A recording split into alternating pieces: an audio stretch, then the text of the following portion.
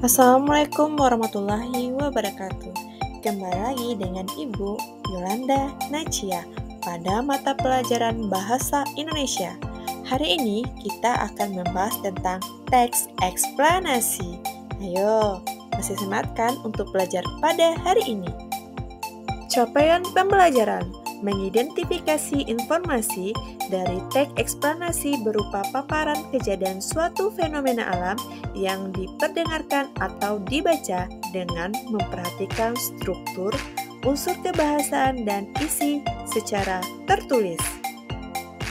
Tujuan pembelajaran: setelah menganalisis teks eksplanasi, peserta didik dapat menyimpulkan struktur dan informasi yang terdapat pada teks eksplanasi didengar secara benar dan tanggung jawab.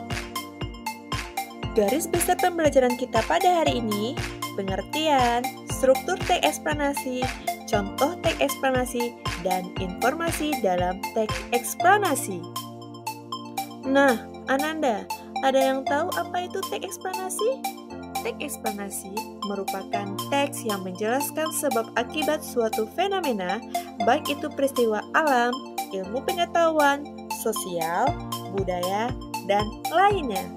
Teks eksplanasi berisi fakta yang dapat menjawab pertanyaan tentang bagaimana dan mengapa suatu fenomena terjadi.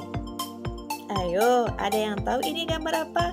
Ini adalah contoh gambar fenomena alam, yaitu banjir bandang.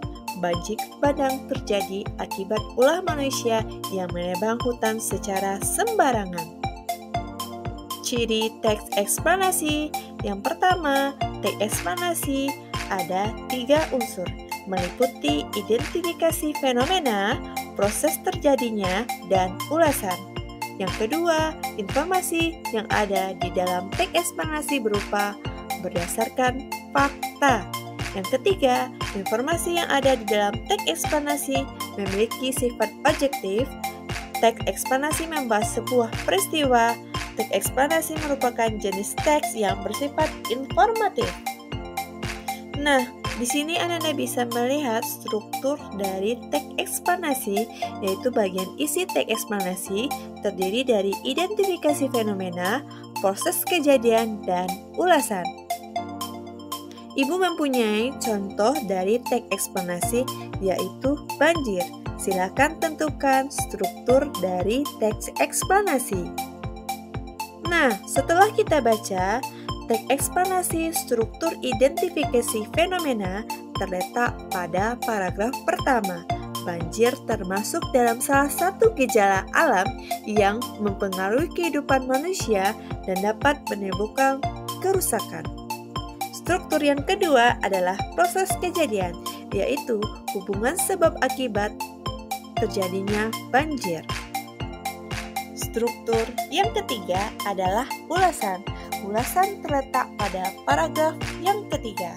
Oleh sebab itu, kita sebagai manusia hendaknya menjaga alam untuk mencegah terjadinya banjir.